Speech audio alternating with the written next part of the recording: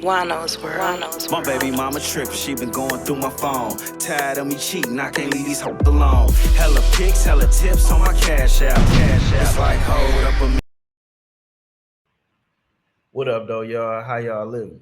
Some of y'all that's been riding with Juan-O's world the whole time may know this story. Some of you may not. But not too long ago, I reached out to the young man that had the unfortunate incident that ended the life of Nipsey Hussle. And I reached out to him to see why he did that, who sent him to do that. You know, the internet is a funny place. Everybody was kind of coming up off of Nip's name. I didn't really necessarily like it. And then I didn't know if the stories was true. So I wanted to go to the horse's mouth. And it seemed very weird that a place like LA that has a high amount of content creators that are visible would have missed or not gotten this story. So I was interested. Nonetheless, in my process of doing this story, I came across a lot of different people. Specifically tonight, we're gonna talk about this one homogenized milk drinking dude who was being a player hater. You know what I'm saying? And when I jumped in, when I pulled up in his live, as they say on the YouTube streets, and he couldn't debunk me, he tried to baby mama me. And it led me to believe that this guy may have been a mechanic. Maybe he was a gag refluxer. I was absolutely for sure he was a homogenized milk drinker of some kind, some sorts. So I stated this on other podcasts when I noticed it, but now things have come out. You know what I'm saying? And let's just go ahead, you know, and get right on into it. You know what I'm saying? I don't like to pull no punches or hold nobody back. You know what I'm saying? I don't like to do any of that. You know, yeah. I don't know what to tell you about these guys, man, but this is very, very interesting. You know what I'm saying? Very interesting. And let's go ahead and be interesting. Ah, you got to watch what you got open on your computer sometimes. That was the jam, though. Know that. Now, this guy you see on the screen right now, he was also dissing me or trying to diss my work. You know what I'm saying? But I didn't really acknowledge him because he was sitting in the car with no sunroof, sharing a cigarette, and he's obviously over 40 years old. You know what I'm saying? Low key, low key, he looked like he could be related to Milk 7-4. He just black and ain't got the hair. You know what I'm saying? But enough of that there. Let's check these guys out. Now I don't know. Right? Listen, this dude is one of the dustiest, mustiest, decrepit dudes you would ever see in LA, bro. I don't want no problems with anybody who looks and smells like you. All right. Hey, that was the same thing that I said, Flacco. Facts. Moisturize. The third person, and this all centers around this particular person, and most important person in this story is this person named Daryl Hill. Now, Daryl is an interesting character, okay? You see, Daryl is a square, a buster, a mark. He's a mark who do crime. If Poetic Flacco call you a mark, that's bad. Now, this the homogenized milk drinker here, you know what I'm saying, that was trying to get on my bumper, you know what I'm saying? I'm glad I didn't let him get on my bumper because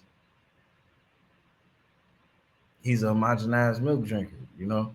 I had to, you know, hit him with the baby mama. Yeah, yo, I've never seen nothing like this before, bro. He's not a street dude. He got on that Movado. He's not a gangbanger. He's a mark who apparently can't stop doing crime. So this Mark Darrow grew up in a LA Crip neighborhood, but he was never tough enough to really join. He was never respected. He got beat up, got marked out. Darrow got sick and tired.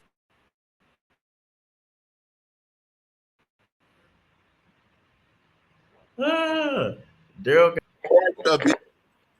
Mark who do crime. Yeah, started repping 60 Crip, even though he could never rep 60 Crip in LA because they would do some very bad things to him and they made it very known he's not one of them. So he moved to Atlanta where nobody knew him and started parading himself as the biggest, baddest gang member Crip. So once he started parading as that, I guess that right there got him some type of stock in Atlanta. And he started diving through boy bussies. All right. He started going through bussies all across Atlanta. Now, his secret was. And he down there in Atlanta trying to, you know. I made it a point not to say nothing about this dude because I knew it was gonna come to a point like this. I just somehow knew it. You know what I'm saying? I somehow knew it, man. And he tried to call me Cap. He tried to call me Cap. It's another nigga with no sunroof. What he in a Dodge Caravan, man? At least having that for. Now the Pacifica is a nice automobile, especially for a family person. You know, I might get one of them bitches. Respect and decorum, not to make a video in your car with bad audio, bad lighting, bad edits, just a sloppy video. And I thought, the video that was supposed to kick off the intricate plot by these low-budget peons to end my career actually ended their career. The video that was supposed to be my worst nightmare actually ended up being their worst nightmares. You see, these low-budget peons' plan got unraveled before it even begun because they put a lot of trust and faith in the lowest budget peon, Daryl, aka Rich Chopper. You see, Daryl edits everything from his phone. He records what he's reacting to from his phone. He films himself from another phone. So everything he does is mobile because this low-budget peon is too cheap and broke to actually get an editing device or a computer to do his work from. And he made a very big mistake. Now, I like to call this a mistake, but honestly, bro, I like to think this is divine intervention. This is God telling them, don't play with Poetic Flacco, man. He's one of my favorites. Because I don't know about all that. In the video where Daryl, the peon, was moving forward with a plan by the other 4 low-budget peons to discredit me and to paint me as a homosexual man, in that video, Daryl actually revealed that he was a down low homosexual man.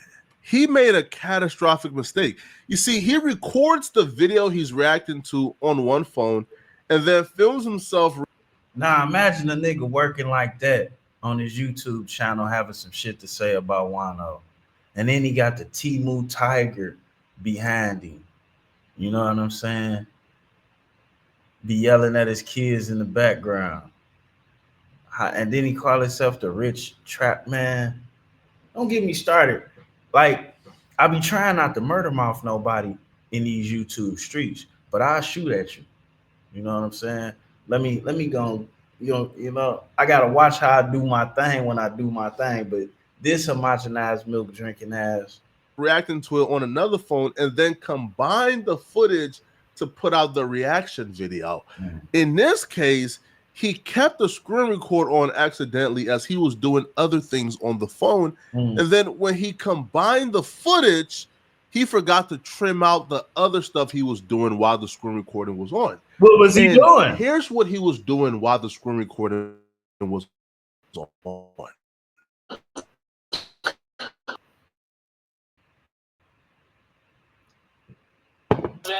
I'm at the GP. And you got back on film. I'm at the GP. Come on, man. He gets done looking at his YouTube analytics. He goes look, you can see him. You see him. Home screen of his phone, and then he clicks on this particular app right here called Grindr. So he enters into Grindr and he starts reading and replying back to messages. Grindr, if y'all don't know, is a hookup app for gay men. They go in there looking for boy pussy, all right? Now, I can't show what Daryl did after that particular stopping point because it gets explicit fast. One dude asked Daryl as he is scrolling through, replying to messages and looking for men he finds attractive. One dude asks him, "Do you suck D?" He replies, "No, I eat it." I said, he is a delinquent and a degenerate. It don't get much more degenerate than Daryl, bro. I'm sorry. Think about the poetry here, bro. As he was trying to lie and put false accusations on me of being down low, he accidentally outs himself for being a down low homosexual man in Atlanta. This is poetic. It don't get much more poetic than this. So now, because nobody watches Daryl, he doesn't have an audience at all.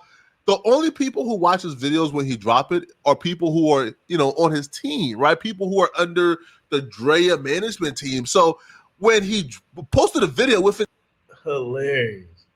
I got into it with a couple of these guys, like that one, the other, whatever. In 10 minutes, he got a call from Drea like, "Hey, take down that video. You made a mistake in the editing," and she explains what she saw. Now, no fans seen the only people who seen it were people under the team. One guy in particular who's seen it and screen recorded it and sent it to Drea. His name is P's and Q. I'm looking through the video, right? Matter of fact, I had just left my other job and I was on the patio smoking in the YouTube streets.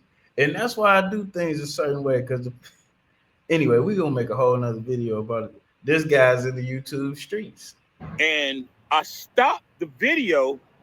The only reason why I stopped the video is because when I be looking at y'all nigga shit, I be trying to stop and see when you on your phone what apps you got, because I'm thinking that those apps can help me do my shit. Right? There's some good light right here. So I'm thinking like, yo, this can help me do my shit. So when I stopped it, Grindr ain't gonna help. I looked at the app and I was like, I don't know what app is this that he going to. Before he even pressed it, I asked my girl, like, have you seen this? So I looked it up. I used AI to look it up. And I saw it was Grindr, which is a gay dating app that Trap is on. He's on there, right? And he's just scrolling all the shit, and he's going through different dudes. And so P's works for Drea, not for Daryl. So P is like, bro, we got to expose this dude, Daryl, man. He's on the internet telling everybody he's a neighborhood crip. He's out here trying to expose people for being down low. He's out here attacking people, mothers. He's out here attacking his baby mama. He's out here has a whole channel on exposure, and he got these secrets in his closet. We have to expose him. But Drea said, no, please. That's my client, P. Don't do it. Don't expose him. Told me the in and outs, and she was the main one. She was like, please do not do that. Please, that's my client. It might not be him. Now, due to his respect for Drea, he was down with keeping quiet and just moving forward and never talking about what he saw on that video and never exposing Daryl's Grindr activities. But where things went wrong at is when Daryl decided to scam his audience for $1,000, right? And more specifically, scam P's and Q's. So Daryl told his audience right around the first, hey, listen, man, I want to do a toy drive, right? I want to do a drive for the people. So P's and Q's, among others, they donated a lot of money for him to have the toy drive or whatever drive it was, right? For him to have the drive to give back to the less fortunate. So when P's and Q's donated his hard-earned money, he became offended when he seen that Daryl went to the 99-cent store and was buying like hygiene products and things like that for himself. And man, anyway, we ain't gotta listen to no more. This guy was calling people fugazi, fake, all kind of things. And look at him. He's scamming. He homogenized milk drinking. He's eating D's out here.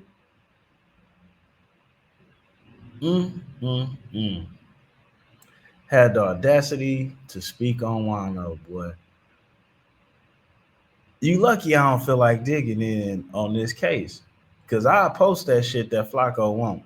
I go ahead and post it. I'll be demonetized anyway. You know what I'm saying? And we out.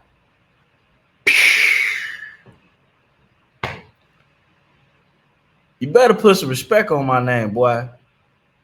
You know what I'm saying? I gave you a lot of shine pulling up on your platform, and you barely had 3 or 4 thousand subscribers, man. And then when I get out of there, you put your lipstick on and start talking major. I hear you. I played it real cool on you. I could have been riding on you, but I ain't want to give you no fame. Now we about to all make you famous. Imagine this, bro.